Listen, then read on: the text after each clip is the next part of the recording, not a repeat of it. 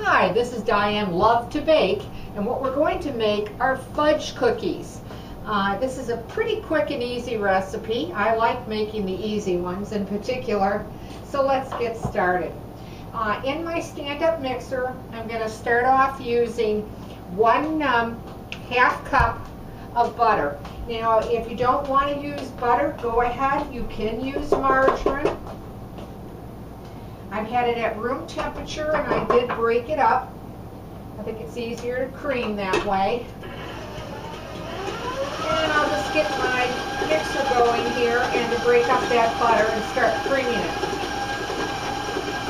The next thing that we're going to be putting in is granulated sugar, and we're going to put 1 cup of granulated sugar in.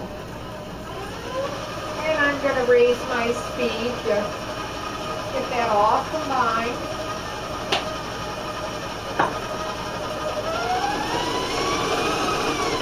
Okay, the next thing that we're going to need is 2 eggs, and I've had them at room temperature, and I'll put 1 in at a time.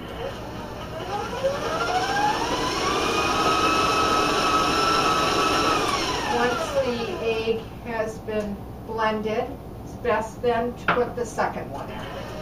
And let's beat that in.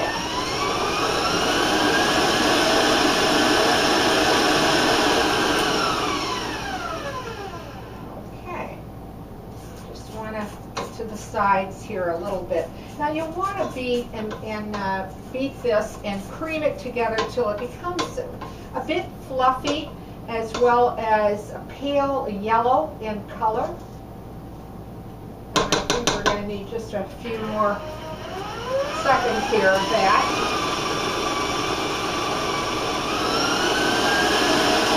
Okay.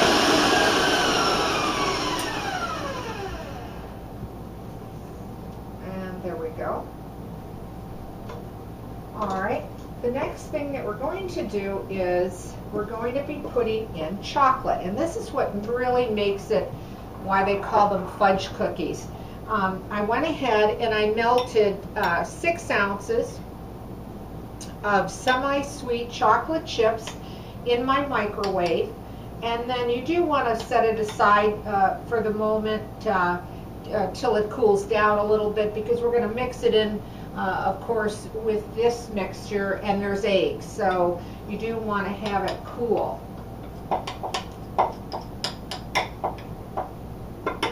So just put that in. I'm going to try to get all that chocolate out of there. Okay, I'm going to use my spatula here. Okay. And just get the rest of this out of the bowl. Now, if you don't have the chocolate chips and you do have some chocolate bars, just go ahead and use them. And again, you need 6 ounces. And then just keep that on high. And it combines quite easily. There you go.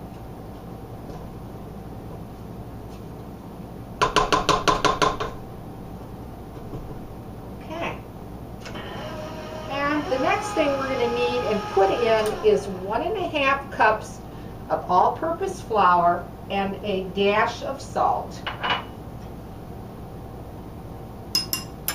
And we'll start putting this in slowly, just till it's combined and that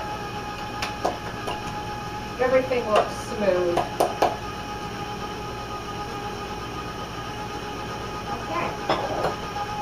I'll raise my speed up a little bit here.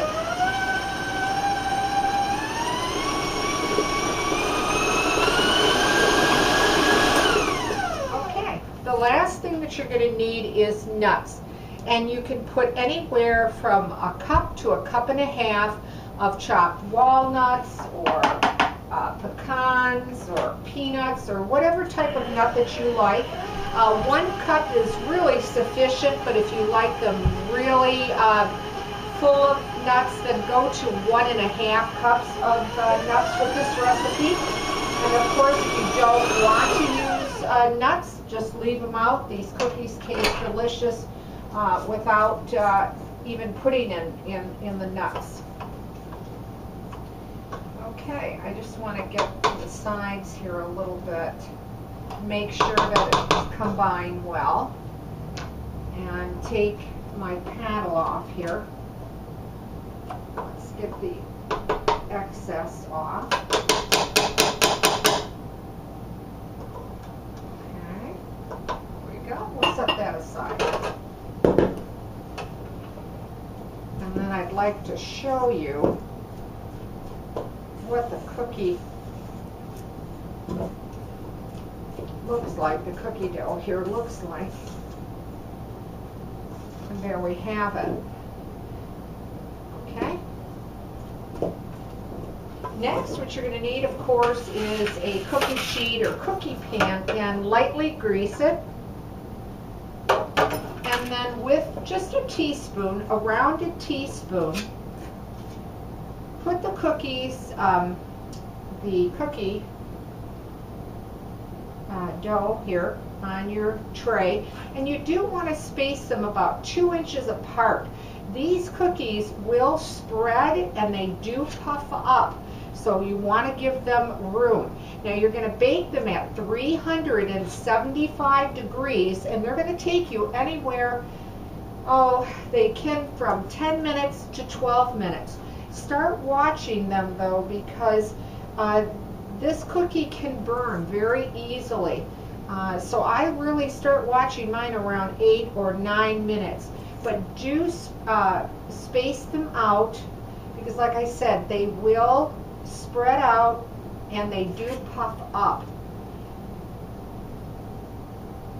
Now once they do come out of the oven though, put them on a cooling rack. But before you do that, let them sit in the pan for about 5 minutes or so. Because you want the cookie to settle enough that they won't tear apart when you lift them. So just take them out of the oven.